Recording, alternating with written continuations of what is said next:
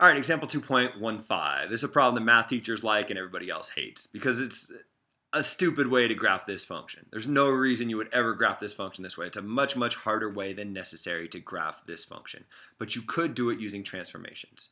You could say this function right here is similar to the function f of x equals x, except some transformations have been applied to that. This 1/2 is one type of transformation, and this -3 is another type of transformation. We'll talk about specifically what types those are in just a second.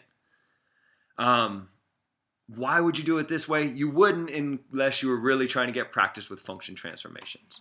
And if you're going to apply function transformations, you better know the graph of what you're starting out with.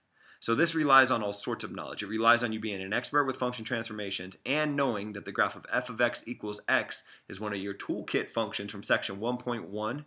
It's just the diagonal line. So we have to know, first of all, I don't even want to look at their picture. We have to know, first of all, that f of x equals x, this diagonal line right here, is our starting point.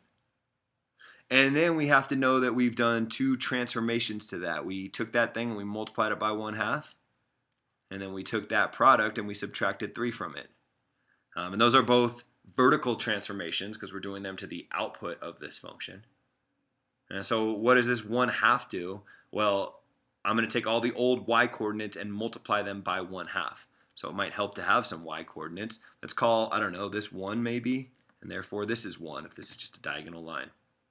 And it's overkill, but here's 2, and there's 2 up there. And if you really care, fine, here's -1 and -1. And note that in all of these cases, the x coordinate is the same as the y coordinate because this graph is f of x equals x. The input is the output. So if we apply the 1/2 transformation, remember with function transformations, the order you do them is important. And with vertical transformations, the order is what you would expect. You'd expect to multiply before you add or subtract because in your order of operations, multiplication comes first. So you'd expect to apply this 1/2 first, and sure enough, you do. And so what I'm going to do is I'm going to take all the old y coordinates. This y coordinate used to be 0, and multiply it by 1/2. 0 times 1/2 is 0. This y coordinate is 1. 1 times 1/2 is 1/2. This y coordinate is 2. 2 times 1/2 is 1. This y coordinate is -1. -1 times 1/2 is -1/2. That gives me this line in blue right here. Yeah, almost. This would be the graph of f of x equals 1/2 x. But I'm not done yet. I still have to transform. I have to take into account this transformation here.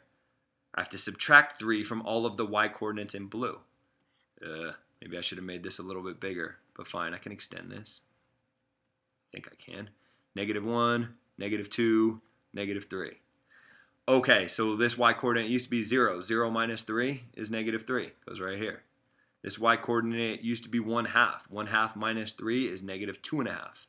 It's right here. This y coordinate used to be 1. 1 minus 3 is -2. It goes right here. And finally, this y coordinate here was -1/2. -1/2 minus 3 is -3.5. The final answer would look something like this. That was supposed to be a straight line. Or if you want a prettier picture, check out what your book did somewhere, finally, down here.